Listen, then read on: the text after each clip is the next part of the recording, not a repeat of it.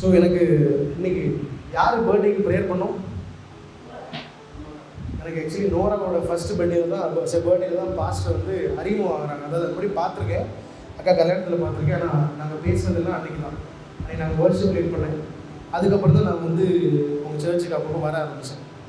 So எனக்கு நான் வந்ததுக்கு 2-3 காரணங்கள் உண்டு. ஒன்று பாஸ்டரோட அழைப்பு, ரெண்டாவது வந்து அர்ச்சனாக்கா, ரொனால்டோ அண்ணன், அங்கிள் ஆண்டி இவங்க மேலே உள்ள ஒரு பெரிய மரியாதையும் அன்பு தான் அதுக்கு ஒரு காரணம். மூணாவது ஒரு ரீசன் வந்து கண்டிப்பாக நோரா பார்க்குறதுக்கே வருவோமே அப்படின்னு சொல்லி வர நாட்கள்லாம் உண்டு. ஒரு ரீசனாக சொல்லிக்கிறேன். ஏன்னா எனக்கு பெரிய சந்தோஷம் அவளுடைய பிறப்புலேருந்து இன்றைக்கி அவள் வளர்றதும் அவங்க வீட்டில் நடக்கிற எல்லா ஆவிக்குரிய விஷயமும் எனக்கு பெரிய சந்தோஷமாக இருக்கிறதுனால எப்போ அழைப்பு வந்தாலும் நான் அந்த டைமில் ஃப்ரீயாகவும் இருந்துக்கிட்டேன். வர்றதுக்கும் எனக்கு மனசுக்கு ரொம்ப சந்தோஷமாக இருக்கும் இங்கே வர்றதுக்கு. அதனால் எனக்கு எப்பவுமே இந்த க்ரௌடு இத்தனை பேர் வர்றாங்க இதெல்லாம் எனக்கு எப்பவுமே ஒரு பொருட்டு கிடையாது. நாங்கள் அதை தான் ஒரு 5 வருஷமாக ஊழியமாக பண்ணிட்டுருக்கேன். 3 பேருக்கு பண்ணாலும் ஊழியம் தான், 3000 பேருக்கு பண்ணாலும் ஊழியம் தான். இதுதான் என்னுடைய ஒரே ஒரு ஐடியாலஜி. ஸோ அதனால் உங்கள் சபைக்குள்ளே வரும்போது எனக்கு எப்பவுமே சந்தோஷமாக இருக்கும். ஸோ இன்றைக்கி இந்த இடத்துல ஒரு மெசேஜை கொடுக்குறதுக்கு ஆண்டவருடைய கிருபைகளுக்காக நன்றி. ஸோ 2 நிமிஷம் அப்படி கண்களை மூடிடலாம். அவனுடைய வார்த்தையின் சத்தம் எல்லா காதுகளுக்கும் பிரவேசிப்பதாக. இப்போ நான் ஒரு ஓப்பன் ரெலம் இந்த இடத்துல டிக்ளேர் பண்ணுறேன். ஒரு மண்டலத்தை இந்த இடத்தில் நாங்கள் திறக்கிறோம் தகவலே இயேசுவின் நாமத்தினால்.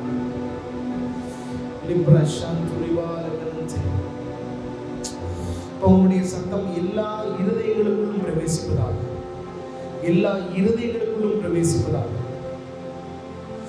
ஆல்மா சாந்து ரிவோ ரிவா சிவானவன் தெரிவாக லிஃப்ரகா லிப்ரதியன் தெரிவா லீஸ்பிரத்தோ ரிமஷவந்த லீரிவோ லிவோ ஷவானவன் தெரிவோ ஷவந்தல வரதியந்த லீஸ்பிரத்தே ரிவோ சாந்தரவான தூயவர் தூயவரே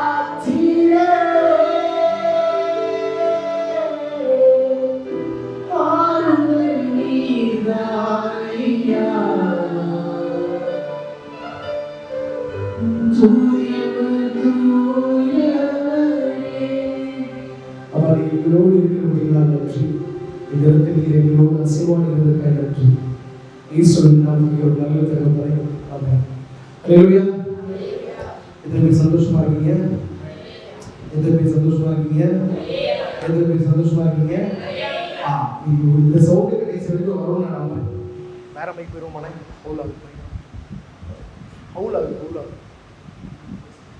சரி ஓகே. சந்தோஷமா இருக்கீங்களா? சந்தோஷமா இருக்கீங்களா? இது கடைசி வரைக்கும் வேணும். ஏன்னா எனக்கு இது தேவை. இல்லைன்னா இன்னைக்கு 1:30 மணி தான் சாப்பிடுவீங்க. பார்த்துடுங்க, போய் சொல்கிறேன், மிரட்டலை, அன்பாக சொல்கிறேன். சரி, இன்று தியானத்திற்காக ஒரு வசனத்தை எடுத்துக்குவோம். நீதிமொழிகள் 4:23. எல்லா காவலோடும் உன் இருதயத்தை காத்துக்கொள், அதனிடத்தில் நின்று போதும். அதாவது எல்லாரும் சேர்ந்து வாசிங்க. எல்லா காவலோடும் ஜீவ ஊற்று புறப்படும். அல்லேலூயா. நான் வந்து ஆக்சுவலி எப்பவுமே மெசேஜ் கொடுக்கும்போது ஒருத்தங்க என்னை கூப்பிட்டாங்க, அதுக்கப்புறம் நான் வந்து ஒரு மெசேஜ் வந்து ப்ரிப்பேர் பண்ண மாட்டேன். நான் வந்து எப்போவாவது ஒரு ஃப்ரீ டைம்ஸில் உட்காந்து ஒரு விஷயத்தை மெடிடேட் பண்ணிகிட்டு இருப்பேன், தியானிச்சுட்டு இருப்பேன். எனக்குள்ளே அது ஒர்க் ஆகிட்டே இருக்கும். அதுக்கப்புறம் எனக்கு அழைப்பே வரும். எனக்கு நான் இந்த போன வாரம் நான் இங்கே வர்ஷிப் வர முந்தின 2 நாள் முன்னாடி தான் ஒரு விஷயத்தை பற்றி தியானிச்சுட்டு இருந்தேன். ஒரு 2 நாளாக மெடிடேட் பண்ணிட்டு இருந்தேன், வசனத்துலேயும் சரி, என்னுடைய பர்சனல் மெடிடேஷன்லேயும் சரி. அப்போ தான் பாஸ்டர் எனக்கு வந்து இந்த மாதிரி நெக்ஸ்ட் வீக் மெசேஜ் கொடுக்கணும்னு சொன்னாங்க. ஸோ இன்றைக்கி நான் உங்ககிட்ட கொண்டு வந்திருக்க ஒரு விஷயம் ஒரு தீர்க்க தரிசனமான விஷயம் தான். அதாவது நான் ஆசீர்வாதத்தை பேஸ் பண்ண தீர்க்க தரிசனோட நீங்கள் வரல, உங்களுடைய உள்ள செயல்பட வேண்டிய ஒரு விஷயத்தினுடைய தீர்க்க தரிசனோட நான் வந்து இதில் வந்திருக்கேன். ஆமென். ஓடுவீங்களா? ஆமென். ஓகே, அப்படின்னா ஓடிடுவோம். அதாவது திரும்பி ஒரு வாட்டி இந்த வசனத்தை நான் வாசிக்கிறேன், நல்லா கேளுங்க. எல்லா காவலோடும் உன் இருதயத்தை காத்துக்குள், அதனிடத்தில் நின்று ஜீவ ஊற்று புறப்படும். இந்த வசனத்தை எத்தனை பேர் படிச்சிருக்கீங்க? இதுக்கு முன்னாடி நிறைய பேர் வாசிச்சிருப்பீங்க, பிள்ளைங்க வந்து படிச்சிருப்பீங்க, மனப்பாடமாக சொல்லியிருப்பீங்க. ஆனால் இந்த வசனம் வந்து அடிப்படை எங்கேருந்து ஆரம்பிக்குதுன்னா, தேவனிடத்திலிருந்து ஆரம்பிக்குதான்னு கேட்டால் இது தேவனிடத்திலிருந்து ஆரம்பிக்கணும். அதாவது சாலமோன் யார் நீதிமொழிகள் எழுதுனா? சாலமோன் எழுதுல ஒரு நீதிமொழிகள் அது இருக்கு. அவர் நமக்கு என்ன எழுதியிருக்காரு? எல்லா காவலோடும் இதயத்தை காற்றும். ஸோ இதுக்கும் ஆண்டவருக்கும் சம்மந்தம் இருக்கான்னா இது ஆண்டவருடைய ஒரு வாய்ஸ் தான், வாய்ஸ் ஆஃப் காட். இது வந்து அவருடைய ஒரு தொனி தான். ஆனால் இதை செய்வதற்கும் செயல்படுவதற்கும் ஆண்டவருக்கும் சம்மந்தம் இல்லை. எங்க இருக்கீங்களா? என்ன சொல்றேன்? இது ஆண்டவருடைய சத்தம் தான். ஆனால் இதை செய்வதற்கும் செய்து முடிப்பதற்கும் ஆண்டவருக்கும் சம்மந்தம் கிடையாது. என்னடா இவன் இப்படி பேசிட்டு இருக்கான் அப்படின்னு சிலருக்கு தோணும். அதாவது நீ நீர்க்கால்களின் ஓரமாய், அதுக்கப்புறம் சரி, இந்த மாதிரி எந்த வசனத்தை நீங்கள் சொல்லும் போதும் அது ஆண்டவர் செய்து முடிக்கிறாரு, உங்களுக்கு நம்பிக்கை வரும். நான் திரும்பியும் சொல்கிறேன், இந்த வசனத்துக்கும் ஆண்டவருக்கும் சம்மந்தம் கிடையாது. ஆமென். எங்களுக்குங்களா? இந்த வசனத்திற்கும் ஆண்டவருக்கும் சம்மந்தம் கிடையாது. ஆனால் ஆண்டவருடைய சத்தம் இது. சின்னது இது அப்படின்னு சிலர் பார்க்குறீங்க. நான் விஷயத்துக்குள்ள வரேன். தோனி ஆண்டவருடைய சத்தம் என்ன சொல்லுது? எல்லா காவலோடும் இருதயத்தை காத்துக்கும். ஆமாம், எங்களுக்கு இருக்கீங்களா? ஆனால் நான் என்ன சொல்கிறேன் உங்ககிட்ட, இதுக்கும் ஆண்டவருக்கும் சம்மந்தம் இல்லை, உங்களுக்கும் உங்கள் ஆவிக்கும் ஒரு சம்மந்தம் இருக்கிறது. ஆமென். ஹல்லேலூயா. போன வாரம் எத்தனை பேர் மெசேஜ் கேட்டீங்க? அக்கா மட்டும் தான் வந்தாங்களா? ஆண்டி இருந்தாங்க, அக்காலாம் உண்டு. போன வாரம் மெசேஜ் எத்தனை பேர் கேட்டீங்க? ஞாபகம் இருக்கா? எனக்கு ஞாபகம் இருக்குது, நான் கேட்டுருவேன் ஒவ்வொரு பாயிண்ட்டையும். ஆனால் போன வாரம் கொடுத்த மெசேஜில் மயோ பிரதர் இடையில ஒன்று சொன்னாங்க. நமக்கு என்ன கொடுக்கப்பட்டிருக்கு? ஆவி, சரீரம். ஆமாம், எனக்கு இருக்கீங்களா? எப்படி வந்து பிதா, குமாரன், பரிசுத்த ஆவியானவரோ அதே போல் உங்களுக்குள்ள ஒரு விஷயம் 3ஆக செயல்பட்டு இருக்கு. என்னது? உங்களுடைய ஆவி, ஆத்துமா, சரீரம். சரி, இப்போ சொல்லுங்க, இந்த வசனம் எதை குறிக்குது? உங்களுடைய ஆத்துமாவை குறிக்குது. ஆமென். உங்களுடைய இருதயம் எங்கே இருக்குது? உங்கள் உடம்புல தான் இருக்குது, உங்கள் சரீரத்தில் இருக்குது. ஆனால் அது செயல்படுவது ஆத்மாவினூடாய் செயல்படுகிறது. ஆனால் நான் சொல்கிறேன், இந்த வசனம் உங்களுடைய ஆத்மாவை மையப்படுத்தி இருந்தாலும் இது செயல்படுவது உங்களுடைய ஆவியின் பொருட்டு. ஆமென். எங்க இருக்கீங்களா? அதாவது நான் திரும்பியும் சொல்லிட்டேன், ஆண்டவருக்கும் ஆண்டவருடைய தொனி இது, ஆண்டவருடைய சத்தம் இது. எல்லாரும் எங்க கூட இருக்கீங்க? ஆண்டவருடைய சத்தம் இது. ஆனால் அவருக்கும் இதற்கும் எந்த சம்பந்தமும் இல்லை. ஏன்னா இப்போ ஆண்டவர் தான் உங்க இருதயத்தை இயக்குறாருன்னா, நீங்களும் நானும் இன்னைக்கு ஏஐ ரோபோட் மாதிரி. ஆமாவா இல்லையா? ஆண்டவர் தான் என் ஹார்ட்டுக்குள்ள வந்து என்னை இதை பண்ண வைக்கிறாரு அப்படின்னா, நீங்களும் நானும் யாரு? ரோபோட். அப்போ புத்திர சுயார்த்துக்கு அங்கே வேலையே கிடையாது. புரியுதா? எங்க இருக்கீங்களா? நான் உங்கள்கிட்ட புத்திர சுவிகாரம்னா என்னென்னு வருஷத்தில் சொல்லிட்டு ஆல்ரெடி. சன்ஷிப், உங்களுக்கும் தகப்பனுக்கும் உண்டான உறவு தான் அந்த புத்திர சுவிகாரம். என் இருதயத்துக்குள்ளேயும் வந்து ஆண்டவர் தான் செயல்படுத்தணும்னு நீங்கள் சில விஷயத்தை நினைக்கிறீங்கன்னா நீங்கள் ரோபோட் ஆகிடுவீங்க. ஆனால் நீங்களும் நானும் ரோபோட்ஸ் இல்லை, அவருடைய பிள்ளைகளாக இருக்கணும். ஒரு வசதி கூட வாசிப்போம். நீதிமொழிகள் 19:21. திரும்ப இந்த வசதிக்கு வரணும். ஆனால் இப்போ எண்ணங்கள் அநேகம், நல்லா படிச்சுங்க. மனுஷனுடைய இருதயத்தின் எண்ணங்கள் அநேகம், ஆனாலும் கர்த்தருடைய யோசனை நிலைநிற்கும். மனிதனுக்கு தேவன் கொடுத்த ஒரு பெரிய சுதந்திரம் என்னன்னா எண்ணங்கள், தாட்ஸ். எங்க இருக்கீங்களா? அதே மாதிரி யோசனைகள், ஐடியாஸ். எங்க இருக்கீங்க? இல்லை, புரியுதுல்ல? எண்ணங்கள் என்ன? தாட்ஸ், திங்கிங் தான் வந்து எண்ணங்கள். அதே மாதிரி இன்னொன்று என்னது? ஐடியாஸ். இதெல்லாம் ஆண்டவர் கொடுத்து சுதந்திரமாக இருக்குது நமக்கு. ஆமென். ஏன்னா ஒருவேளை வந்து யோசிக்கிற திறனையும் எண்ணங்களையும் ஆண்டவரையும் வச்சுக்கிட்டாருன்னா உங்களுக்கு இங்கே ஒன்றுமே கிடையாது. எங்க இருக்கீங்களா? உங்கள் எல்லாரையும் ஒரு வரிசையில் நிப்பாட்டி உங்கள் தலைக்குள்ள ஒரு எண்ணத்தை போட்டு அப்படியே சுத்த விட்டுடலாம். உலகத்தில் நிறைய கிறிஸ்தவங்க நீங்கள் அப்படி தான் இருக்காங்க. ஆண்டவரே தெரியாமல் என்ன பண்ணுறாங்கன்னா ரோபோட் மாதிரி இயங்கிட்டு இருக்காங்க. ஆனால் அது உங்களுக்கு எனக்கு கொடுக்கப்படவே இல்லை. உங்களுடைய எண்ணங்களும் உங்களுடைய யோசனைகளும் உங்கள் கட்டுப்பாட்டில் கொடுக்கப்பட்டவைகள். எவ்வளோ இருக்கீங்க? நான் கொஞ்சம் உள்ளே போயிடுறேன், அப்புறம் உங்களுக்கு மெசேஜ் புரிய ஆரம்பிச்சோம். அதாவது நான் என்ன சொல்கிறேன், எண்ணங்களும் யோசனைகளும் உங்களுக்கு சுதந்திரமாய் கொடுக்கப்பட்டவைகள். அதான் வசனம் சொல்லுது, மனுஷனுடைய இருதயத்தின் எண்ணங்கள் அநேகம், ஆனாலும் கர்த்தருடைய யோசனையே நிலைநிற்கும். என் கூட எத்தனை பேர் இருக்கீங்க? என் கூட நான் இங்கே பாருங்கள், எனக்கு எல்லாரும் கவனிக்கணும், இல்லைன்னா நான் இப்போ இழுத்துட்டு போயிடுவேன். அதனால் எல்லாரும் கவனிச்சு. என் கூட எத்தனை பேர் இருக்கீங்க? ஆமாம். ஸோ போன வாரம் மையப்படுத்தல் என்ன பற்றி பேசினாங்கன்னா வனாந்தரத்தில் உண்டாகுகிற தயவை பற்றி பேசினாங்க. ஆமென். ஒரு மனிதனுக்கு வாழ்க்கையில் கிருபைனா என்ன, தயவுனா என்ன, இதெல்லாம் பேசுனாங்களா? கேட்டீங்களா? கிருபைனா என்னது? தகுதி இழந்தவர்களுக்கு கொடுக்கப்படுகிற தேவனுடைய ஈவு. ஆமென். கேட்டீங்களா? உட்காந்துருக்கிறத பார்த்தா போன வருஷம் கேட்ட மெசேஜ் மாதிரிலாம் யோசிக்கலையா? எல்லா வாரம் மெசேஜ் கேட்டால் வீட்டுக்கு போய் அது ஒரு 2 மணி நேரமாக தியானிப்பலாம். இப்போ நான் என்ன பார்த்தா இப்போ கன்வென்ஷன் பசங்க மாதிரி இருக்கும். ஆனால் வந்து நான் கேட்குறேன், எத்தனை பேர் வந்து ஒரு மெசேஜ் கேட்டால் வீட்டுக்கு போய் அதை போய் தியானிப்பீங்க? சரி, எல்லாருடைய இருதயங்களும் இங்கே இருப்பதாக அங்கே பயமா? ஓகே,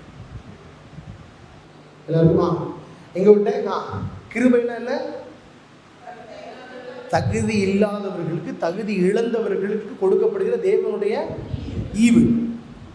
அடுத்த கொஸ்டின், எத்தனை பேர் வீட்டுக்கு போய் போன வாரம் மெசேஜை வந்து தியானிச்சிங்க? எல்லாரும் என்ன பாத்திரம் கூட முடிக்காது. போன வாரம் வராதவங்க கூட இருப்பீங்க. அது யூடியூப்பில் வந்துருச்சுல்ல, ஃபஸ்ட்டு யூடியூப்பில் அது போன வாரம் மெசேஜ் வந்துருச்சுல்ல. ஆமாம்.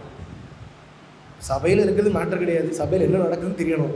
அதான் சொல்கிறது. எத்தனை பேர் இனிமேலாவது ஒவ்வொரு வாரமும் போய் 20 நிமிஷம் தியானிச்சிருங்க. ஸோ போன வாரம் ஒரு அருமையான மெசேஜ். அதாவது நம்மளுடைய அடிப்படை கிருபை என்கிறது என்ன, நான் எப்படி நீதிமான் ஆக்கப்பட்டேன், வனாந்தரத்தில் ஆகாரக்கு என்ன நடந்துச்சு, தான் போன வாரம் மெசேஜ். ஸோ நீங்கள் இப்போ போன வாரம் மெசேஜ் நல்லா புரிஞ்சுக்கிட்டவங்க இருக்கீங்க அப்படின்னா தேவனுடைய தயவும் கிருபையும் என்னன்றது உங்களுக்கு தெரிஞ்சிடும். ஆமாவா? இதுதான் உறவின் அடிப்படை. அதாவது புத்திர சுவிகாரத்தின் அடிப்படை என்னன்றதா தேவனுடைய கிருபையையும் தயவையும் புரிந்து கொள்வதும் அறிந்து கொண்டவர்களாக தான் நம்ம இன்னைக்கு உட்கார்ந்துருக்கோம். அடுத்தது கேட்குற விஷயம் தேவனுடைய சத்தம் தான். ஆமென். ஏன்னா ஒருத்தன் உலகத்திலே உட்காந்துட்டு ஆண்டோடைய சத்தத்தை கேட்ட முடியாது. எந்த காலத்திலையும் காப்பாற்றுற சத்தம் வேணால் வரமே தவிர தினம் நாம் தேவனோடு நடக்கிற சத்தம் வராது. ஆனால் ஒருத்தன் அடிப்படையில் கிருபையும் தயவையும் சிலுவையும் குறித்து தெரிந்தவனாக இருந்தால் அவனுக்குள்ள அடுத்து பிறக்கிற விஷயம் என்னது? தேவனுடைய சத்தம். எவ்வளோ இருக்கீங்களா? அப்போது தேவனுடைய சத்தம் நமக்குள்ளே பிறக்குது. ஆனால் பிறக்கிறதுக்கு முன்னாடி நமக்கு என்ன இருக்குன்னா, மனுஷனுடைய இருதயத்தின் எண்ணங்கள் அநேகம். எவ்வளோ இருக்கீங்களா? தேவனுடைய சத்தம் ஒருத்தனுக்கு முன்னாடி ஒருத்தனுக்கு பிறக்கிறதுக்கு முன்னாடி அவனுடைய இருதயங்களுக்குள்ள பல எண்ணங்களும் இருக்கும். ஆமென்.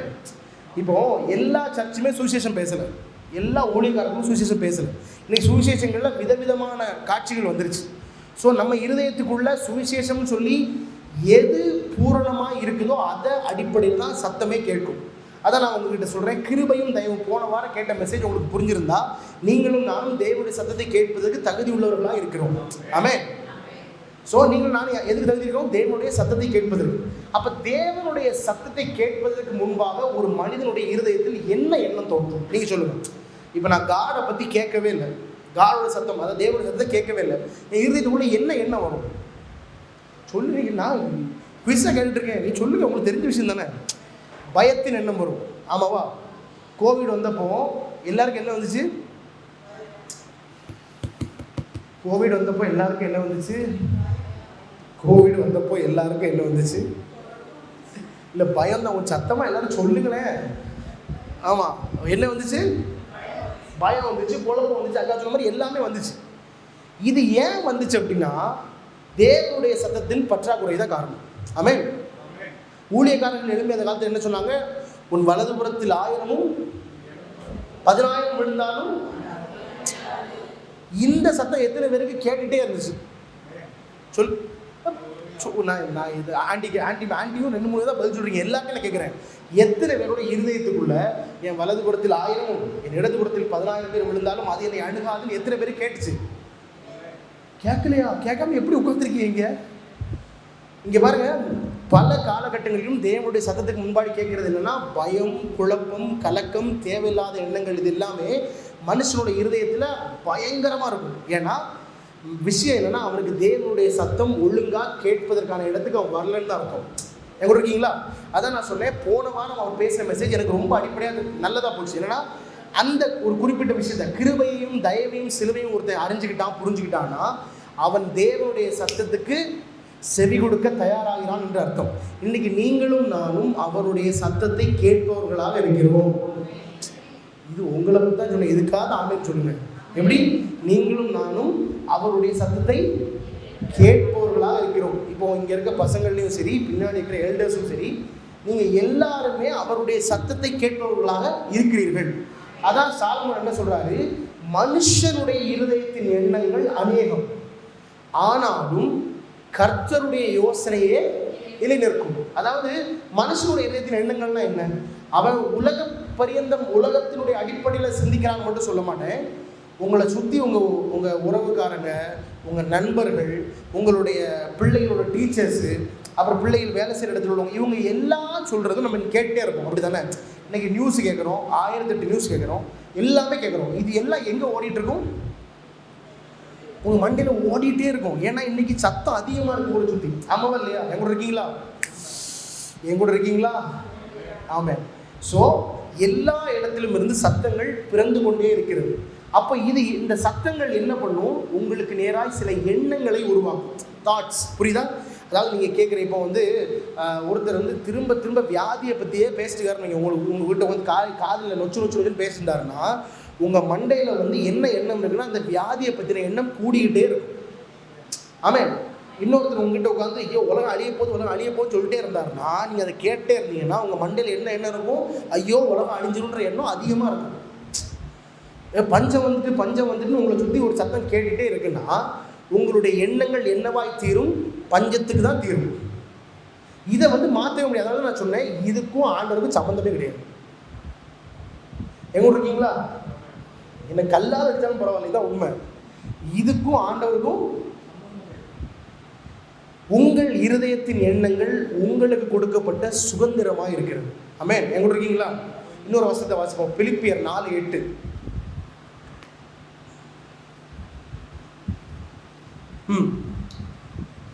பிலிப்பியர் 4:8.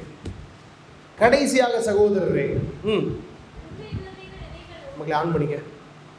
கடைசியாக சகோதரரே, உண்மையுள்ளவைகள் எவைகளோ, ஒழுக்கமுள்ளவைகள் எவைகளோ, நீதியுள்ளவைகள் எவைகளோ, கற்புள்ளவைகள் எவைகளோ, அன்புள்ளவைகள் எவைகளோ, நற்கீர்த்தியுள்ளவைகள் எவைகளோ, புண்ணியம் எதுவோ, புகழ் எதுவோ, அவைகளையே சிந்தித்துக் கொண்டிருங்கள். இன்னைக்கு இது ஒரு மளிகை ஜாமான் லிஸ்ட் மாதிரி இவ்வளோ இருக்கு. இதை மாத்திரம் நம்ம சிந்திக்கிறோமா? நான் கேட்குறேன்.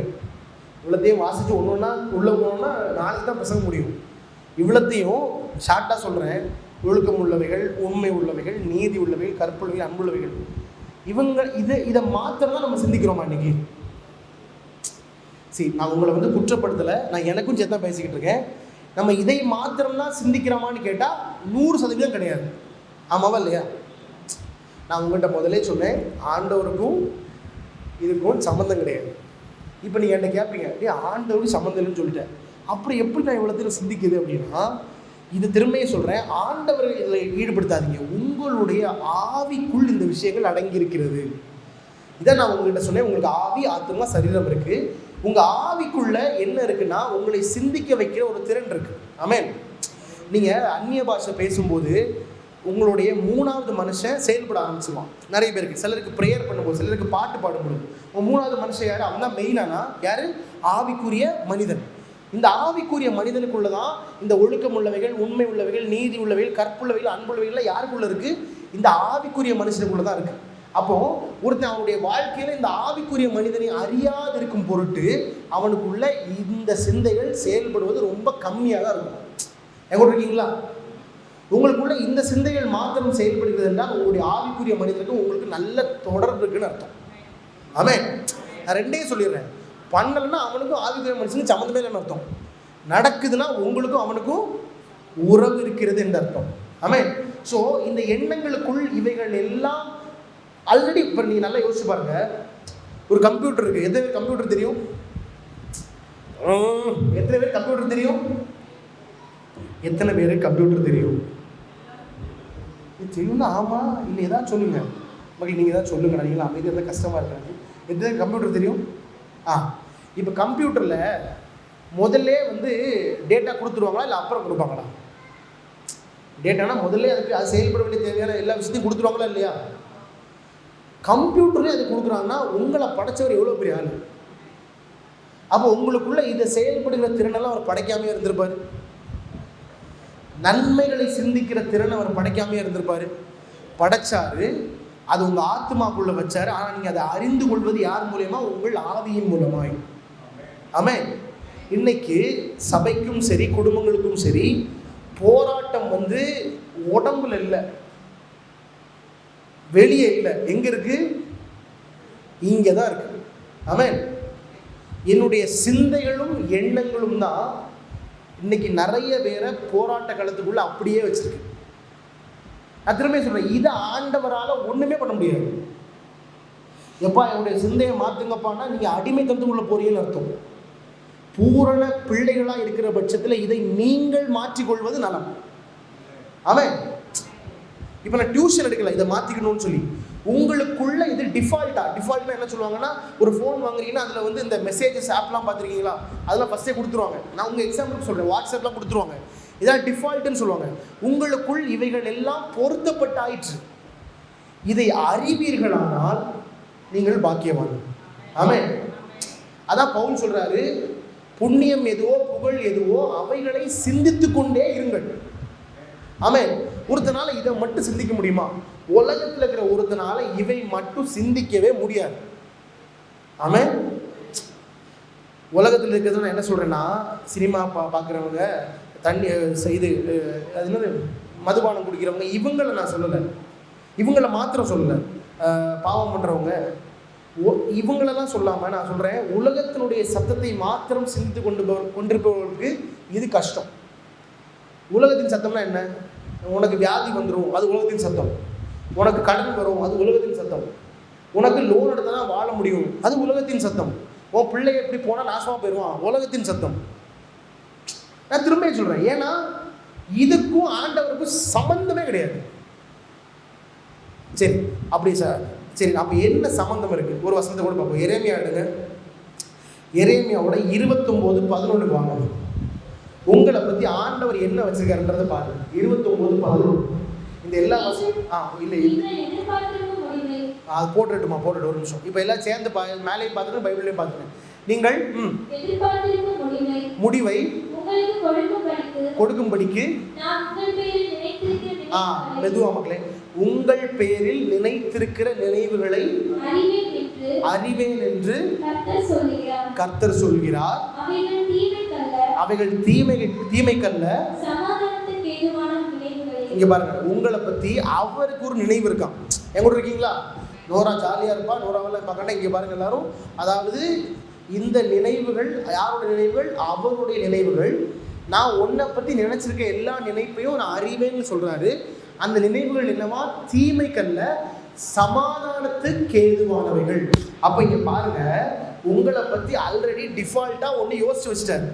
ஆமாவா இல்லையா? என்ன யோசிச்சு வச்சிருக்காரு? நீங்க தீமைக்கு ஒப்பு கொடுக்காம சமாதானத்துக்கான வாழ்க்கை வாழ்வீங்கன்றது மாத்திரம்தான் அவர் யோசிச்சு வச்சிருக்க விஷயம்.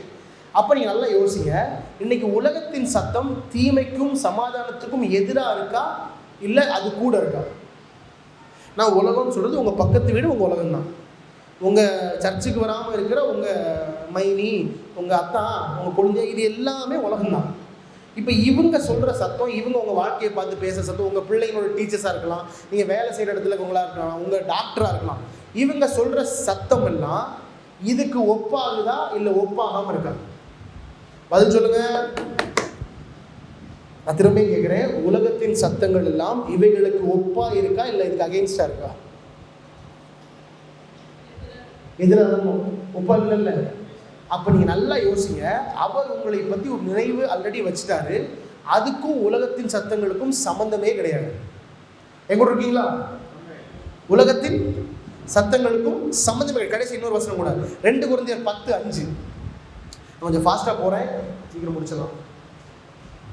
2 கொரிந்தியர் 10:5 மக்களே, இது ஒரு போட்டுட்டு எல்லாரும் பாருங்க. 2 கொரிந்தியர் 10:5. தர்க்கங்களையும் நிர்மூலமாக்கி நல்லா யோசிங்க, நல்லா பாருங்க. எந்த எண்ணத்தையும் கிறிஸ்துவுக்கு கீழ்ப்படிய சிறைப்படுத்துகிறவர்களாக இருக்கிறோம். ஆமென். அதாவது தேவனை அறிகிற அறிவுக்கு விரோதமாக எழும்புகிற, நான் இப்போ உங்கள்கிட்ட சொன்னேன்ல, இதெல்லாம் உலகத்தின் சத்தங்களும் எதுக்கு தேவனுக்கு ஈடாகுதா இல்லை அகேன்ஸ்டா இருக்கான்னா, பவுல் அழகா சொல்றாரு, தேவனை அறிகிற அறிவுக்கு விரோதமாக எழும்புகிற. ஆமென். ஒருத்தன் உங்களுக்கு வியாதி இருக்குன்னு சொன்னான்னா அவன் தேவனை அறிகிற அறிவுக்கு விரோதமானவன். ஆமென். இதுக்கெல்லாம் நீங்க ஆமென்னு சொன்னாதான் நீங்க முடிச்சிருக்கீங்கன்னு அர்த்தம் இல்லை, நீங்க தூங்குவவர்களுக்கு ஒப்பா இருக்கிறீர்கள். அதாவது ஒருத்தன் உங்களுக்கு வியாதி இருக்குன்னு சொல்லிட்டே இருக்கான்னா அவன் தேவனை அறிகிற அறிவுக்கு விரோதமானவன். உங்களுக்கு கடன் வந்துட்டே இருக்குன்னு ஒருத்தர் சொல்றான்னா அவன் தேவனை அறிகிற அறிவுக்கு விரோதமானவன். உங்களுக்கு இல்லாமலே தான் உங்க வாழ்க்கை ஓடும் உங்களை பார்த்து யாராவது சொல்றாங்கன்னா அவர்கள் தேவனை அறிகிற அறிவுக்கு விரோதமானவர்கள். ஆமென். ஸோ இப்போ உட்காந்து யோசிங்க, உங்க வாழ்க்கையை பார்த்து சிலர் பேசுனதும் நீங்க கேட்ட சத்தங்களும் தேவனுக்கு ஏற்றவைகளா இல்லை தேவனுக்கு விரோதமானவைகளான்னு யோசிங்க. 198% தேவனுக்கு விரோதமானவைகள் தான். 100 இப்போ உங்களை பார்த்து நீங்களும் படிக்கவே மாட்டீங்கன்னு சொன்னான்னா அது தேவனுக்கு விரோதமானது. ஆமென். இதான் சொல்லுங்கடே, தேவனுக்கு விரோதமானவைகள். உங்களை பார்த்து உங்க குடும்பத்தை சமாதானமே இருக்காது உங்களை பார்த்து சொன்னாங்கன்னா அது தேவனுக்கு. அப்போ இன்னைக்கு உலகம் ஆப்ரேட் ஆகுறது எப்படின்னா, தேவனுக்கு விரோதமானவைகள் எல்லாவற்றையும் தான் தேவன் ஆப்ரேட் பண்ணுது, உலகம் ஆப்ரேட் பண்ணுது. ஆனால் அவர் என்ன சொல்றாருன்னா, பவுல் உங்களை பார்த்து சொல்றாரு, எந்த எண்ணத்தையும், தேவனுக்கு விரோதமான எந்த எண்ணத்தையும் கிறிஸ்துவுக்கு கீழ்ப்படிய வாசிங்க. எல்லாரும் வாசிங்க. எந்த எண்ணத்தையும் மக்களே, நீங்களாம் இதை பார்த்து வாசிக்கலாமா? ஒன்று இதை மட்டும் வாசிங்க. என்னது? எந்த எண்ணத்தையும் கிறிஸ்துவுக்கு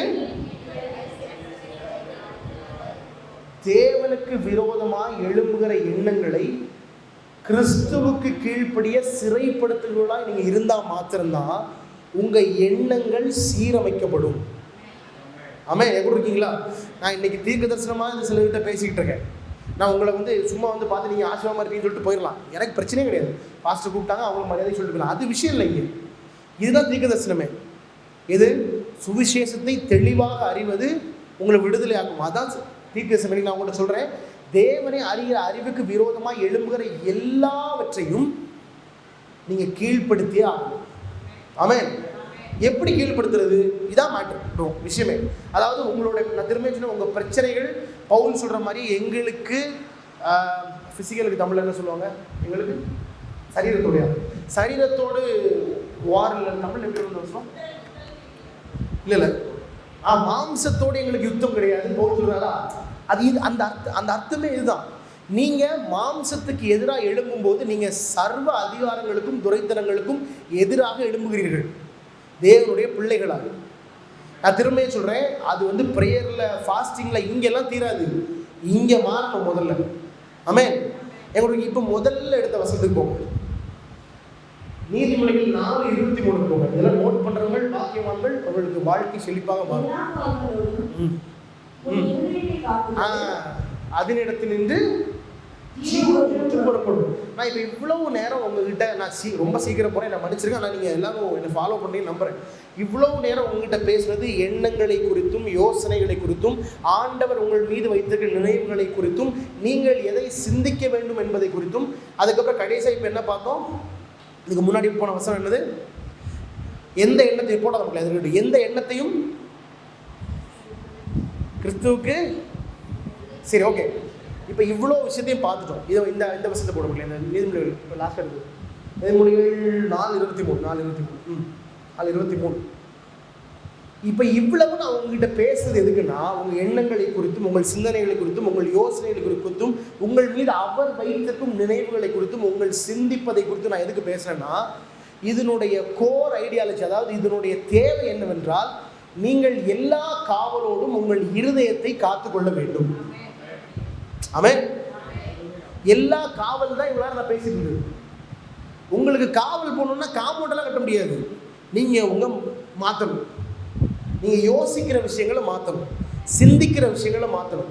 நான் சிந்திப்பதும் யோசனும் சத்தியத்தின் அடிப்படையில் இருக்கிறதா இல்லைன்னா உலகத்தின் அடிப்படையில் இருக்குதா நீங்கள் யோசிக்கணும். இதுதான் இங்கே விஷயமே. இதை அறியாத பொருட்டு உங்களால் மறுரூபம் ஆக முடியாது. மனம் புதிதாக இருந்தனாலே மறுரூபம். பைபிளே படிக்கல யாரும். இது வசனம் தானே. என்னது, மனம் புதிதாக இருந்தனாலே மறுரூபம் ஆகிறோம். அப்போ நான் சொல்கிறேன், எல்லா காவலோடும் கிறிஸ்துவுக்கு தேவனை அறிகிற அறிவுக்கு விரோதமாக எழும்புகிற எல்லா மேட்டிமைகளையும் நீங்கள் புறம் தள்ளா மாத்திரம் தான் காவல் உருவாகும். நான் உங்கள்கிட்ட போன வாரம் ஒர்ஷிப் வரும்போது ஒரு விஷயம் சொன்னேன். அந்த அக்கா பிரேயர் கூட அதை சொன்னாங்க. அது ஞாபகம் என்னென்னு, எல்லாருக்கும் ஞாபக சக்தி உண்டாகும்படி நான் ப்ரேயர் பண்ணிட்டு போகிறேன் இன்றைக்கி போகும்போது. அதாவது போன வாரம் ஒர்ஷிப்பில் வந்தப்போ நான் ஒரு விஷயம் சொன்னேன். என்னது, தெய்வீக பாதுகாப்பு. இது எதுக்குன்னா உங்களுடைய சரீரத்துக்கு. ஆமென். உங்களை சுற்றி வருகிற தேவையில்லாத வியாதிகளுக்கும் ஆக்சிடென்ட்ஸ் வந்து உங்களுக்கு வெளியே கொண்டு போகிறது என்னது, தெய்வீக பாதுகாப்பு. அதுக்கு தான் தூதர்கள் இருக்கிறாங்க. ஆனால் தூதர்களால் உங்கள் மண்டைக்குள்ளே ஒன்றுமே வர முடியாது. ஆமாம், எப்படி இருக்கீங்களா?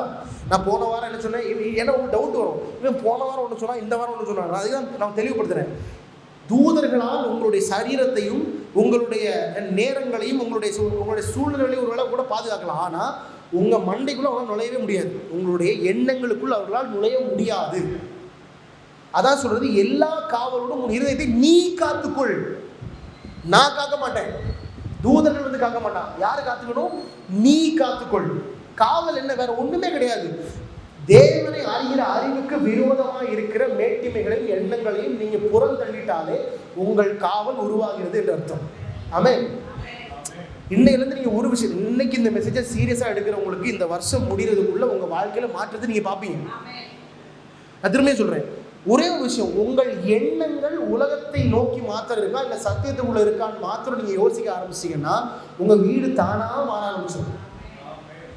ஊழியக்காரர்கள் வந்தாலும் சரி போனாலும் சரி, இல்லை ஆண்டவரே இறங்கி வந்தாலும் சரி, சில விஷயம் சில வீட்டுக்குள்ள மாற்ற முடியாது. ஆமாவா இல்லையா? உண்மை தானே, முறைக்காதீங்க, உண்மை இதுதான். ஊழியக்காரனே இறங்கி ஆண்டவரே இறங்கி வந்தாலும் சில விஷயத்துக்குள்ள வீட்டுக்குள்ள மாற்றவே முடியாது. ஆனால் இதை மாற்றினா வீட்டில் எல்லாத்தையும் மாற்றிடலாம். ஏன்னா சத்தியம் செயல்படுகிறது உங்களுடைய கையிலையோ கால்லையோ லங்ஸ்லையோ லிவர்லையோ இல்லை, உங்களுடைய எண்ணங்களுக்குள். அப்போ நான் யோசிக்கிற யோசனைக்குள்ள உலகம் இருக்கா, உலகத்திலிருந்து ஒருத்தர் சொன்ன வார்த்தை இருக்கா, இல்லை தேவன் என்னோடு பேசுகிறவைகள் இருக்கா என்பதை நான் சோதித்து அறிவேன். ஆனால் நான் பாக்கியவான். அழகாக சொல்கிறேன். இப்போ வந்து காவல் இதான் மேட்ரு. எல்லா காவலோடும் இருதயத்தை காத்துக்கொள். நான் காத்துக்கொள்ள மாட்டேன், அவர் சொல்லிட்டார் தெளிவா, நீ காத்துக்கொள். நான் திரும்ப சொல்றேன், உங்கள்கிட்ட சொல்றேன், உங்க ஆவிக்குள்ள தான் மேட்டர் இருக்கு. ஆமாவா இல்லையா? உங்களுடைய ஆவிக்குரிய மனிதனுக்குள்ள தான் எந்த விஷயம் இருக்கு, இதை பாதுகாக்கிறதுக்கான எல்லா விஷயமும் அவனுக்குள்ள தான் இருக்கு. அதான் காட் உங்களை பார்த்து சொல்றாரு, எல்லா காவலோடும் உன் இருதயத்தை நீ காத்துக்கொள். நான் வரமாட்டேன், எனக்கு எங்க வேலை கிடையாது. ஆமென். எல்லாரும் இங்கே இருக்கும்படி தாழ்மையுடன் கேட்டுக்கொள்கிறேன். அதாவது வந்து இப்போ இதெல்லாம் பண்ணிட்டீங்க, உங்கள் சிந்தனைகளை சரி பண்ணிட்டீங்க, உங்களுடைய எண்ணங்களை மாற்றிட்டீங்க. ஒரு செப்டம்பர் வரைக்கும் டைம் கொடுப்போம், ஒரு 2-3 மாதம், அதுக்குள்ளே எல்லாத்தையும் மாற்றிட்டீங்கன்னு வைங்களேன். உங்களை சுற்றி என்ன உருவாகும்னா ஒரு காவல் உருவாகும். அந்த காவல் என்ன பண்ணுன்னா உங்கள் விசுவாசத்தை உடைக்கவே செய்யாது. நல்லா பாருங்கள், கோவிட் தான் ஒரு எக்ஸாம்பிள். கோவிட் வந்தபோது, இந்த கொரோனா வந்தபோது நிறைய பேர் வந்து பயத்தினால் இறந்து போனாங்க. ரிப்போர்ட் இருக்குது. அதில் இறந்து போன 90% ஆட்கள் வந்து அந்த பலவீனத்தினால இறந்து போல, பக்கத்தில் ஒருத்தவங்க இறந்து போனோம்னா அதை பார்த்து பயத்தில் இறந்து போன ஆட்கள் கூடுதல் இருக்காங்க. இவங்க ஏன் இப்படி ஆனாங்கன்னா இவங்களுக்குள்ள பயம் பெறுனதுக்கான காரணம் விசுவாசமே இல்லாமல் போனது தான். ஆமென். விசுவாசம் நிலை குலைந்து போனது தான். தேவனை குறித்தான அறிவு உடைந்து போனது அதுக்கான காரணம். ஆனால் இந்த காவல் ஏற்படும் பொழுது இவைகள் உடைவதற்கு சாத்தியமே இல்லை. ஆமென். எங்களுக்கு அதாவது எல்லா காவலோடும் உன் இருதயத்தை காத்துக்கொள். உங்கள் சிந்தனைகளை ஒரு காரியத்தை கொண்டு சரி பண்ணிட்டீங்கன்னா இந்த காவல் உருவாகும். இந்த காவல் உருவாகும் பொழுது உங்களுடைய இருதயம் காக்கப்படும், உங்கள் விசுவாசம் நிலைநிற்கும். தேவனை குறித்து அறிகிற அறிவு உடையவே உடையாது. இதை விட உங்கள் வாழ்க்கையில் ஆசீர்வாதம் வேறு எதுவுமே கிடைச்சிடாது. நீங்கள் நாளைக்கு புர்ஜ் கலிஃபா தெரியுமா, உங்களுக்கு பெரிய புர்ஜ் கலிஃபாவை போய் சொந்தமாக வாங்கினாலும் இதுக்கு ஈடாகாது. எலன் மஸ்க்னு ஒருத்தருக்கான், அவன் வந்து இந்த வானத்துக்குலாம் அப்போ போயிட்டு வருவான். அங்கே போனால் கூட இதுக்கு ஈடாகாது. ஏன்னா இவைகள் அதை விடவும் மேன்மையானவைகள். ஆமாம், என்ன இருக்கீங்களா? அந்த வசனம் என்ன சொல்லுது? நீ இதை காத்துக்கொள், அதனிடத்திலிருந்து ஜீவ ஊற்று. சொல்லுங்க எல்லாரும், வாசிக்க எல்லாரும். அதனிடத்திலிருந்து ஜீவ ஊற்று புறப்படும். ஜீவ ஊற்று புறப்படும்னா உங்க இருதயம் தேவனோடு இசைந்திருந்தால் மாத்திரம் நடக்கும். ஆமாம், நல்லா புரிஞ்சுடுங்க. வசனம் நான் நிறைய பேச டைம் இல்லை எனக்கு. இப்போ பைபிள் நிறைய இடத்துல உங்களை ஜீவ விருட்சம்னு சொல்லுது. ஆமாம் இல்லையா? நீதிமான் ஜீவ விருட்சமாக இருக்கிறான். ஜீவ ஊற்றுன்னு சொல்லுது, ஜீவ தண்ணீர். இப்போ நம்ம யோவான் 14 தானே பசுறது, 4:14 வருஷம்ல. அதனால போனோம். அதில் வந்து அந்த ஸ்ரீகிட்ட ஆண்டவர் என்ன சொல்றாரு? குடிக்கிறவர்களோ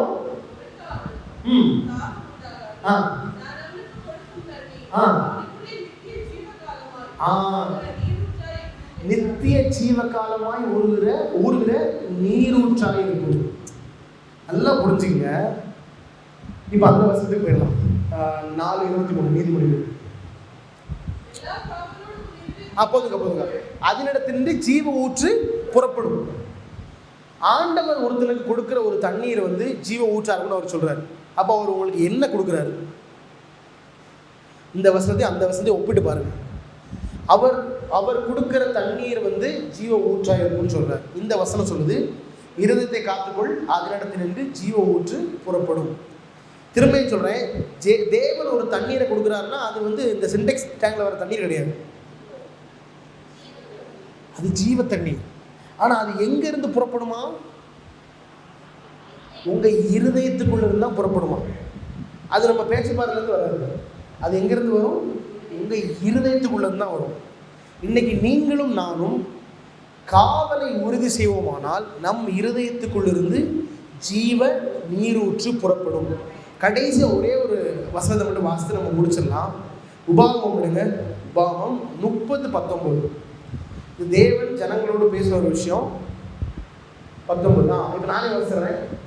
நான் ஜீவனையும் மரணத்தையும் ஆசீர்வாதத்தையும் சாபத்தையும் உனக்கு முன்வைத்தேன் என்று உங்கள் மேல் வானத்தையும் பூமியையும் இன்று சாட்சி வைக்கிறேன்.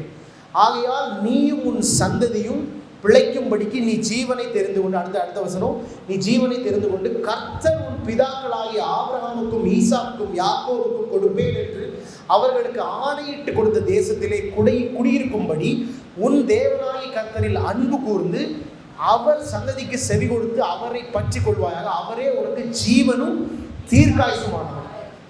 இப்போ அது முதல் வருஷத்தை போட்டிருப்பாங்களே, 19 போட்டிருக்கான். நான் ஜீவனையும் மரணத்தையும் ஆசீர்வாதத்தையும் சாபத்தையும் எங்க வைக்கிறேன்? உனக்கு முன் வைத்தேன். நல்லா புரிஞ்சுக்கிடுங்க. இந்த வசனம் என்ன சொல்லுதுன்னா, நான் ஜீவனும் மரணம் எல்லாம் எதனுடைய அடிப்படையில் செயல்படுது? நம்ம நாவின் அடிப்படையில் தானே செயல்படுது. அவர் தான் சொல்றாரு, எல்லாத்தையும் உனக்கு முன்னாடி வச்சிட்டேன். இதுக்கு யார் சாட்சி? வானமும் பூமியும் உனக்கு சாட்சி. நீ வந்து ஜீவனை தெரிந்து கொள். இதான் ஆண்டவர் இஸ்ரவேல் ஜனங்களுக்கு சொன்னது. இன்னைக்கு உங்ககிட்ட அவர் ஏன் இதை சொல்றாருன்னா, ஒருத்தனுடைய இருதயம் பாதுகாக்கப்படாவிட்டால், அவனுடைய சிந்தைகள் பாதுகாக்கப்படாவிட்டால், அவனுடைய எண்ணங்கள் பாதுகாக்கப்படாவிட்டால் அவனால் ஜீவனையும் மரணத்தையும் இல்லைன்னு சரி ஜீவனையும் ஆசீர்வாதத்தையும் முழுசா தெரிந்து கொள்ளவே முடியாது. ஆமென். திரும்ப சொல்றேன், ஜீவனும் ஆசீர்வாதம் நம்மளுடையது. எதுக்கு அவர் தெரிந்து கொள்ள இவ்வளத்தையும் சொல்லிட்டு எதுக்கு ஜீவனை தெரிந்து கொள்ள சொல்றாரு? அதுதான் தேவை. ஆனால் உங்களுடைய இருதயங்கள் பாதுகாக்கப்படாவிட்டால் இவைகளை தெரிந்து கொள்வது அரிது. ஆமென். நல்லா புரிஞ்சுடுங்க. காலம் போகிற போக்கில் நான் முன்னாடி வந்து இந்த மாதிரி உலகம் அழிய போகுது, இப்படி போகுது, அப்படி போகுது சொல்கிற ஊழியக்காரர்கள் நான் கேட்கவே மாட்டேன். நான் அதுக்கு ரொம்ப ஆப்போசிட்டான ஆளாக இருந்தேன். ஆனால் இப்போ நான் சில நாள் வந்து சிலர்கிட்ட வந்து சில விஷயத்தை ஓப்பனாக பேச ஆரம்பிச்சேன். எப்படின்னா, அந்த காலத்துடைய செயல்பாடுகள் எப்படி இருக்குது, யங்ஸ்டர்ஸை யூத் பிள்ளைங்கள் அந்த காலம் என்ன பண்ணிக்கிட்டு இருக்கு, ஒரு பிள்ளை வந்து வீட்டில் வளரும் போது அந்த பேரண்ட்ஸுக்கு அதை பற்றி ஒன்றுமே தெரியாமல் நீங்கள் எத்தனை பேர் வளர்த்துட்டு இருக்காங்க. ஒரு இப்போ ஃபோனெல்லாம் நான் குத்தம் சொல்ல மாட்டேன், இதெல்லாம் நமக்கு நல்லது நிறைய இதுக்கு பயன்படுது, ஆமாவா இல்லையா? ஆனால் அந்த ஃபோனுக்குள்ளே என்ன இருக்குன்னு எத்தனை பேரண்ட்ஸுக்கு தெரியாமல் இருக்குது. இதெல்லாம் இப்போ தான் நாங்கள் பேச ஆரம்பிச்சிருக்கோம். இதுக்கெல்லாம் காரணம் என்னென்னா, அவங்கள அறியாமல் நிறைய பேர் ஜீவனை வந்து தெரிந்து கொள்ளாதனால வர பிரச்சனை. இது அத்தனையுமே நல்லா புரிஞ்சுக்கங்க. காலம் போகிற போக்கில் உங்களுக்கு ஜீவனையும் ஆசீர்வாதத்தையும் தெரிந்து கொள்ள தெரியலன்னா உங்கள் பிள்ளையுடைய வாழ்க்கை ஐயோ, நீங்கள் தப்பிச்சிருவீங்க. நீங்கள் சேஃப். இத்தனை நாள் பைபிள் படிச்சிருக்கீங்க, சபைக்கு வந்திருக்கீங்க, உங்களை எப்படியா காப்பாற்றி கூப்பிட்டு போயிடலாம். உங்களுடைய பிள்ளையுடைய வாழ்க்கைகள் ஐயோ, சீரியஸ்லி. அதான் நான் சொல்கிறேன், உங்கள் இருதயங்கள் முதல்ல பாதுகாக்கப்பட்டால் தான் உங்களால் ஜீவனையும் ஆசீர்வாதத்தையும் தெரிந்து கொள்ளவே முடியும். திரும்ப சொல்கிறேன், தேவன் நான் உனக்கு ஜீவனும் ஆசீர்வாதம் தருவேன்னு சொல்லவே இல்லைங்க. நீ தெரிந்து கொள். ஆமென். நீ ஜீவனை தெரிந்து கொண்டு, அடுத்த வருஷம் போட முடியல, நீ ஜீவனை தெரிந்து கொண்டு கர்த்தர் பிதாக்களாகிய ஆபிரகாம், ஈசாக்கு, யாக்கோபு கொடுப்பேன் என்று அப்படின்னு ஆணையிட்டு கொடுத்த அடுத்த ஜீவனுக்கு அப்புறம் அவர் சொல்றாரு, நான் ஆசீர்வாதமாக கொடுத்த எல்லாத்தையும் தேவனிடத்தில் அன்பு கூர்ந்து எடுத்துக்கொள்றாரு. நான் கொடுப்பேன்னு அவர் சொன்னதை விட நீ தெரிந்து கொண்டு எடுத்துக்கொள்னு சொல்றாரு. யார்கிட்ட சொன்னாரு? இஸ்ரவேல் ஜனத்துக்கு. இன்னைக்கு இஸ்ரவேல் ஜனத்தை விடவும் மேன்மையான பிள்ளைகளாக இருக்க நம்மகிட்டே அதே தான் அவர் சொல்றாரு, நீ தெரிந்து கொள். ஆனால் இன்னைக்கு தெரிந்து கொள்வதில் வர்ற பிரச்சனை என்னன்னா, இருதயத்தின் பாதுகாவல் இல்லாததுதான். எங்கூட இருக்கீங்களா? இது இங்கிலீஷில் கார்டிங் யுவர் ஹார்ட்ஸ்ன்னு சொல்லுவாங்க. இருதயத்தை கார்டிங் பாதுகாக்கிறது. இன்னைக்கு இது இல்லாதனால பல சத்தங்களையும் நீங்கள் தியானிப்பதாலும் சிந்திப்பதாலும் அதை உங்களுடைய எண்ணங்களாய் வைத்துக் கொண்டுக்கிறபடினாலும் உங்களால் பல நேரங்களிலும் ஜீவனையும் ஆசீர்வாதையும் தெரிந்து கொள்ளவே முடியல. ஒரு புதையில முன்னாடி திறந்து வச்சிட்டாரு, உங்கள் கை அதுக்குள்ளே போக மாட்டேங்குது. ஏன்னா மண்ணைக்குள்ள அவ்வளவு விஷயம் ஓடுது, ஆமாவா இல்லையா? நான் திரும்ப சொல்றேன், உங்களுக்கு போராட்டம் கத்தி வாழல இல்ல, இங்கதான் போராட்டமே. நீங்கள் இந்த எண்ணங்களை சரி செய்யும் பொருட்டு என்ன நடக்குது? உங்களுடைய இருதயங்கள் பாதுகாக்கப்படுது. உங்களுடைய இருதயங்கள் பாதுகாக்கப்பட்டால் மாத்திரம்தான் உங்களால் ஜீவனையும் ஆசீர்வாதத்தையும் தெரிந்து கொள்ள முடியும். ஆனால் கிறிஸ்துவுக்கு அன்பான எல்லார்கிட்டையும் நான் உங்ககிட்ட ஒன்னே ஒன்று கேட்டுக்கிறேன். அதாவது இத்தனை நாள் வரைக்கும் உங்களுக்குள்ள என்ன சத்தியமான செயல்பட்டுருக்கலாம். ஆண்டவர் அடிப்பார், உடைப்பார், உன்னை தூசி தட்டி தூக்கி வீசுவார், என்ன வேணா உங்க மனசுல ஓடிக்கலாம். ஆனால் இன்னைக்கு ஒரு தெளிவுக்குள்ள வந்துருங்க. போன வாரம் ஆண்டவர் உங்களை தான் சொன்னார், தகுதி இல்லாதவர்களுக்கு தேவன் கொடுக்குற ஈவு தான் கிருபை. அது உங்களுக்குள்ள இன்னைக்கு செயல்பட்டுக்கிட்டு இருக்கு. அவருடைய தயவு எல்லா காரியங்களையும் காட்டிலும் மேன்மையானது. அது உங்களுக்குள்ளதான் இருக்கு. அவர் சிலுவை சுமந்து தீர்த்தது உங்களுடைய பாவத்தையும் சாபத்தையும் தான். எல்லாமே உங்களுக்கு முன்னாடி செய்து முடிக்கப்பட்டாயிற்று. இப்பொழுது நீ தெரிந்து கொள்ள தயாரா இருக்கியா? உன் பிள்ளையை பார்த்து, உன் குடும்பத்தை பார்த்து ஒரு சத்தம் தப்பா வருதுன்னா அதுக்கு எதிராக அதெல்லாம் கரெக்ட் கிடையாது, நான் ஜீவனை பேசுறேன்னு சொல்றது உங்க கையில இருக்க விஷயம். இதை எப்பவுமே பாஸ்டர்ஸ் கிட்ட எதிர்பார்க்க கூடாது. அவங்க எவ்வளவு பேர் வந்து பிரேயர் பண்ணிருப்பாங்க. நான் கேட்கிறேன், வாரம் அவங்களுக்கு அது வேலை கிடையாது. அவங்களுக்கு மேய்க்கிறதா வேலை, சோப் போட்டு குளிப்பாட்டுறது வேலையே கிடையாது. எங்க இருக்கீங்களா? ஏன்னா ஒரு விஷயம் நடக்காது, உடனே அந்த பில்லு யார் பேர்னா பாஸ்டர் பேர்ல. நீங்க பிரேயர் பண்ணி நடக்கல, எதுக்கு நடக்கும்னு கேட்க. உன்னை நடத்துன்னு சொல்றாரு, நீங்க நடத்தணும்னு சொல்றீங்க. புத்திர சுவிகாரம் உங்களுக்குள் இருக்குமானால் நீங்கள் தெரிந்து கொள்ள தூங்குவீர்கள், பெற்றுக்கொள்ள தூங்க மாட்டீர்கள். அவர் ஏதாவது சொல்லுகிற, நான் ஆணையிட்டு கொடுத்த தேசத்திலே குடியிருக்கும்படிக்கு உன் தேவனாய் கத்தரில் அன்பு கூர்ந்து அவர் சத்தத்துக்கு செவி கொடுத்து அவரை பற்றி, அவ்வளவுதான். நீ கேட்க ஆரம்பிச்சுன்னா போதும், ஜீவனும் ஆசிரமும் அப்படி திறக்க ஆரம்பிச்சுதான் அர்த்தம். இன்னைக்கு பல நேரங்களிலும் தேவனுடைய சத்தத்தை கடந்து வேற சத்தங்களும் வேற நிறைய பிலீவ்ஸ் இந்த நியூஸ்ல வர்றது, இன்ஸ்டாகிராம்ல வர்றது. இப்பெல்லாம் நம்ம பசங்க இன்ஸ்டாகிராம் யூஸ் பண்றதை விட 40 வயசு 50 வயசு ஆன்டிஸா நிறைய பேர் யூஸ் பண்றாங்க. உட்கார்ந்து ஆக்சிடென்ட் வீடியோ, இந்த விஷம் முடிச்சு செத்த வீடியோ, பாம்பு கடிச்ச வீடியோலாம் பார்த்துக்கிட்டு அப்புறம் மண்டைக்குள்ள என்ன வரும் கேட்குறேன். என்ன ஓடும் கேட்குறேன். எனக்கு நான் சுகர் இருக்குன்னு சொல்லி சுகர் இருக்க வீடியோ மட்டும் பார்த்து அவன் சொல்லிட்டே தான் இருப்பான். எதாச்சாங்களா அதை சொல்லிட்டே இருப்பான், மண்டையில் ஓடிட்டே இருக்கும். ப்ரெஷர் இருக்குன்னு சொல்லி ப்ரெஷர் வீடியோ மட்டும் பார்த்தீங்கன்னா அதான் மண்டையில் ஓடும். அவர் உங்களை பார்த்து என்னுடைய சரீரத்தில் நிமிஷம் என்னுடைய காய்கள் வந்து நீ சுகமாக இருக்குன்னு சொல்லிட்டு இருப்பாரு. நீங்கள் உட்காந்து இன்னைக்கு இந்த கீரை அந்த கீரை ஒரு 10 கீரை வீடியோ பார்த்துட்டு இருப்பேன். கீரை நல்லது தான், ஆனால் நீங்கள் என்ன அடிப்படையில் கீரையை பார்க்குறீங்க? நான் வாழணுன்ற அடிப்படையில் கீரையை பார்க்குறீங்க. அது தேவையில்லைன்னு தான் சொல்கிறேன் நான். இன்னைக்கு இதில் வர்றது எல்லாமே நன்மை கிடையாது. நீங்களே ஒழுங்காக பண்ணால் உங்கள் பிள்ளைகளுக்கு ஐயோ தான் சத்தியம். நான் இப்படிலாம் பேசவே மாட்டேன். இவருக்கு ஒரு மாதிரி பார்த்துட்டு இருக்காரு. இல்லை, ஏன்னா அந்த கட்டாயத்திற்குள்ளே இன்னைக்கு அவரை பற்றி எதுவுமே சொல்லலை. எங்களோட ஒரு 5 வருஷமாக ஊழியர் செஞ்சுட்டு ஒரு ஊழியக்காரர் தான் வரும். அவரே உங்கள் ஜெபத்தில் நினச்சிக்கங்க. ஆமாம், அதாவது இன்னைக்கு பேச வேண்டிய கட்டாயம் என்னென்னா, இன்னைக்கு உலகம் அறியாமையினால் அழிந்து கொண்டிருக்கிறது. பூகம்பத்தினாலேயோ சுனாமினாலும் அழியலை. அறியாமை நிமித்தம் அழிந்து கொண்டிருக்கிறது. என்ன அறியாமை நிமித்தம்? இவ்வளோ நேரம் பேசுகிறேன் பார்த்தீங்களா, அவங்க இருதயத்தை நீங்கள் பாதுகாக்காத அந்த அறியாமை தான். தேவனை அறிகிற அறிவுக்கு விரோதமாக இருக்கிற காரியங்கள் எல்லாம் மண்டைக்குள்ளே ஏற்றி வைக்கிறது தான் பிரச்சனை காரணமே. இன்றைக்கி ஒரு முடிவெடுங்க. நான் இன்ஸ்டாவில் பார்த்தாலும், ஃபேஸ்புக்கில் பார்த்தாலும், ரோட்டில் வந்து இந்த காம்பவுண்ட் செவத்தில் பார்த்தாலும், எதை பார்த்தாலும் எனக்குள்ள அது ஓடாது. அவரை அறிகிற அறிவு மாத்திரம்தான் எனக்குள்ளே செயல்படும். நீங்கள் ஒரு முடிவு எடுத்து பாருங்கள், உங்கள் வீட்டுக்குள்ளே மாற்றத்தை நீங்கள் பார்ப்பீங்க. நீங்கள் அப்புறம் சபைக்கும் குடும்பத்துக்கும் ஆசீர்வாதமான ஜீவ ஊற்றா மாறுவீங்க. உங்களுக்கு நேராக இருக்கிற தீர்க்க தரிசனம் இதான். நீங்கள் ஜீவ ஊற்றா இருக்க வேண்டும். ஜீவ ஊற்றில் போய் நீங்கள் குளிக்கணுன்றது இல்லை இங்கே வாக்குத்தம். நீங்கள் ஜீவ ஊற்றாய் மாற வேண்டும். வெளிப்பத்த விசேஷத்தில் ஒரு வசனம் போட வேண்டாம். அதாவது ஜீவ விருட்சமானது ராஜ்யங்களுக்குள் ஆரோக்கியத்தை வரப்படணும்னு சொல்லி, நீங்கள் ராஜ்யத்துக்குள்ள ஆரோக்கியத்தை வரப்படணும்னு சொல்லி ஊரே காத்துக்கிட்டு இருக்கு. ஆனால் இங்கே நம்ம என்ன பண்ணிக்கிட்டு இருக்கோன்றதை சோதித்து அறிவீர்கள். ஆனால் நீங்கள் நியாயம் தீர்க்கப்படுவீர்கள். ஆமென். திரும்பி அந்த கடைசி அந்த நீதிமொழிகள் 4:23 இதை மட்டும் இன்னைக்கு உங்கள் வீட்டுக்கு போய் இதை எவ்வளவு நேரம் தியானிக்க முடியுமோ தியானிங்க. ஒரு வசனம்ன்றது ஒரு நிமிஷத்துக்குள்ள முடியவே முடியாது. ஒரு வருஷத்துக்கான விஷயம் அதுக்குள்ள இருக்கும். பாருங்க, எல்லா காவலோடும் உன் இருதயத்தை காத்துக்கொள், அதனிடத்தில் நின்று ஜீவன் புறப்படும். நீங்களும் நானும் முன்குறிக்கப்பட்டது ஜீவன் நீரூற்றை நமக்குள்ளிருந்து வெளிக்கொண்டு வருவதற்கு தான். உங்கள் குடும்பங்களும் நீங்களும் உங்கள் பிள்ளைகளும் முன்குறிக்கப்பட்டதும் அழைத்ததும் ஒரே ஒரு காரியத்துக்கு தான், உங்களுக்குள்ளேருந்து ஜீவன் நீரூற்று வெளிப்படுறதுக்கு தான். இன்னைக்கு உலகம் எந்த சத்தத்தை வேணால் முன்னாடி வைக்கலாம். ஆனால் நான் சொல்கிறேன், நீங்கள் ஜீவனை தெரிந்து கொள்ளும்படி, நீங்கள் ஆசீர்வாதத்தை தெரிந்து கொள்ளும்படி உங்கள் இருதயத்தை நீங்கள் பாதுகாப்பீர்கள். ஆனால் அது உங்களை மாத்திரமல்ல, குடும்பத்தை மாத்திரமல்ல, உங்கள் சபையை மாத்திரமல்ல, இந்த ராஜ்யத்திற்கே ஒரு பெரிய ஒரு அசைவாகவே அது மாறும். அது அப்படியே கண்களை மூடி ஒரு 2 நிமிஷம் இதை மட்டும் ஆண்டவர்கிட்ட கேளுங்கப்பா. என்னுடைய இருதயம் பாதுகாக்கப்படுவதாக, என்னுடைய இருதயம் பாதுகாக்கப்படுவதாக. உலகத்தின் எண்ணங்களுக்கும் சிந்தனைகளுக்கும் யோசனைகளுக்கும் ஒப்பு ஆகாமல், ஈடாகாமல் என்னுடைய இருதயம் பாதுகாக்கப்படுவதாக. அப்போ பிள்ளைகளுக்கு வேலை கிடைக்காதுன்னு யாராவது சொன்னாங்கன்னா அதை கேன்சல் பண்ணுறேன். புதிய ஃபோன் கால்ஸ் இந்த வாரத்தில் பிறந்து வரட்டும். யார் வீட்லையாவது கடன் ஆட்சியில் இருக்குன்னா அந்த ஆட்சியை நாங்கள் கேன்சல் பண்ணுறோம் தகப்பனே. அப்பா, சீரும் சிறப்புமான திரட்சி உண்டாவதாக. அப்போ இவை அனைத்தும் இவர்கள் ஜீவனை தெரிந்து கொள்வதனால் உண்டாகட்டும். அப்போ இவங்களோட வாயின் வார்த்தைகளை குறித்து சிந்திக்கிற ஒரு எண்ணத்தை அவங்க கொடுங்க இயேசுவின் நாமத்தினால. எதை பேசுகிறார்கள், எதை பேசணுன்றதை அவங்க தெரிஞ்சுக்கணும். அவங்க பிள்ளைகள் மேலே எதை பேசுகிறாங்க, குடும்பத்தின் மேலே எதை பேசுகிறாங்கன்னு சொல்லி அவருடைய ஆவிக்குரிய மனிதர் அவர்களுக்கு உரைக்கும்படியாக ஒரு உறவு உண்டாவதாக இயேசுவின் நாமத்தினால.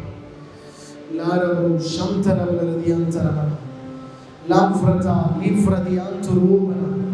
எல்லா காவலோடும் எங்களை இருதயத்தை நாங்கள் பாதுகாக்கும் பொழுது ஜீவ ஊற்று புறப்படும் என்று நீர் சொன்னபடியே இந்த இருதயங்களுக்குள்ளிருந்து ஜீவ நீரூற்று புறப்படுவதா.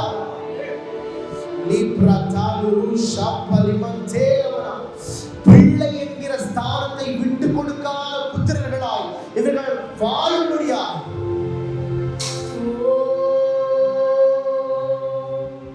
சிறந்தெல்லாம் கூட்டத்தில் தரமிழந்து என்னை தேடி சிறந்ததெல்லாம் கூட்டத்தில் இருக்க தரமிழந்த என்னை தேடி வந்தது என்னை தேடுவத நீங்க நிறுத்த உங்க அன்புக்கு ஒரு எல்லை இல்ல தேடுவத நீங்க நிறுத்த உங்க அன்புக்கு ஒரு எல்லை இல்ல புதிய துவக்கம் எனக்கு தந்தீங்க உங்க தோழி மீது சுமந்து கொண்டீங்க நீர் என்ன மறக்கல என்னை விட்டு விலகல ஏக்கமுள்ள கண்ணால ஏகித்தாலே நீங்க இயேசு என்ன மறக்கல தள்ளி தூரம் போக காற்றோடுக்கு எனக்காக கடனால் நீ வந்தீங்க காற்றோடுக்கு எனக்காக கடனால் நீ வந்தீங்க கல்லையும் கூட்டத்தின் முன்னே நாமேவாய் இருப்பவர் நீரே கடைசியா சொல் கல்லையும் கூட்டத்தின் முன்னே நாமேவாய் இருப்பவர் நீரே என் கரம் பிடித்து தூக்கினி என் கரைகளெல்லாம் போக்கினி கரம் பிடித்து தூக்கினி என் கரைகளெல்லாம் நீக்கினி பிள்ளையாக மாற்றிவிட்டீரே என்னை தள்ளாத தருவன் நீரே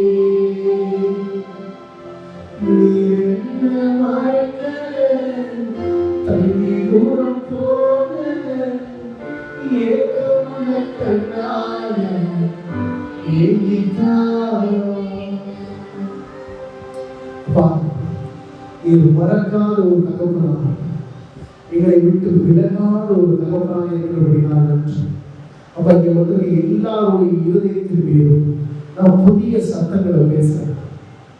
இயேசுவின் நாமத்தினால் தேவனுடைய சத்தங்கள் மாத்திரம் இந்த இதயங்களுக்குள் பிரவேசிப்பதாக, அவர்கள் மாத்திரம் இவருடைய இதயத்துக்குள் செயல்படுவதாக, இவருடைய இருதயங்கள் பாதுகாக்கப்படுவதாக, ஜீவனை இவர்கள் தெரிந்து கொள்ளும் பொருட்டு, ஆசீர்வாதத்தை இவர்கள் தெரிந்து கொள்ளும் பொருட்டு இவருடைய இருதயங்கள் பாதுகாக்கப்படுவதாக. இந்தபடியே செய்வதற்காக நன்றி. நீர் இவர்களோடு இடைப்படுவதற்காக நன்றி. நீர் இவர்களோடு பேசுவதற்காக நன்றி. குறிப்பா பாஸ்டர் மேலேயும் இந்த சபையின் மேலேயும் பிள்ளைகள் மேலேயும் குடும்பங்கள் மேலேயும் நான் ஒரு ஜீவன பிரகடனம் செய்கிறேன்.